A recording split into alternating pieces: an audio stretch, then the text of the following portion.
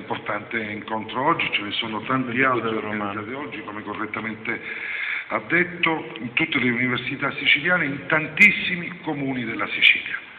Il valore dell'autonomia, lo strumento dell'autonomia, è un tema articolato, complesso, lo diceva bene Dario e il Rettore prima di me. Io soltanto nel porgere il saluto naturalmente del Presidente Lombardo,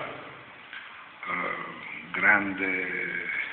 oggi Presidente della nostra Regione, che ha intestato questo grande tema dell'autonomia, della difesa dell'autonomia, della difesa del territorio come un valore assoluto, come strumento di crescita sociale e economica della nostra terra, come uno degli strumenti. Io credo che questo tema sia un tema articolato, che va modernizzato, lo diceva bene il Rettore, va modernizzato, va attualizzato nello scenario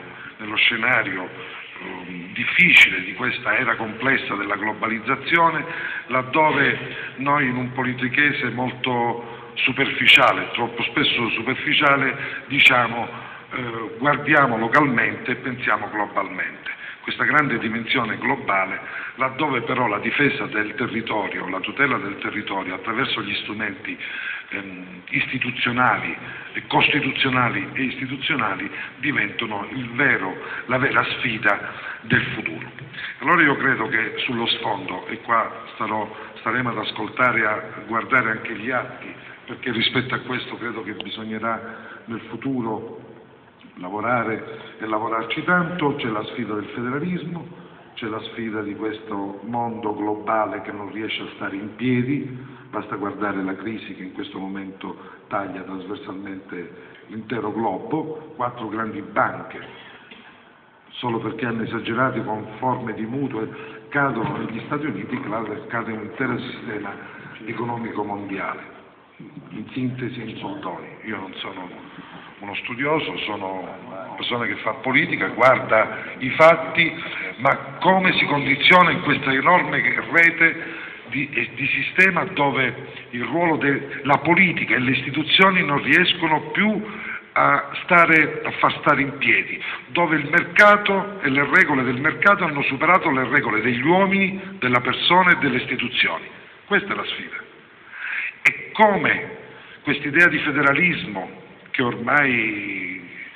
si impone come regola e come soluzione di tutti i mali può integrarsi sull'architettura istituzionale delle nostre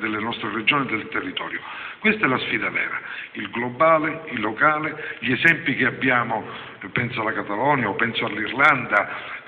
esempi straordinari di un'economia territoriale chiusa ma aperta perché hanno capacità più di noi probabilmente di spesa, di captare risorse e quant'altro. E allora che ben vengano questi incontri, speriamo in tempi migliori di poter organizzare una grande assise in Sicilia su questo tema. Gli atti di questo convegno speriamo di poterli raccoglierli tutti, è un dibattito aperto, nessuno ha una soluzione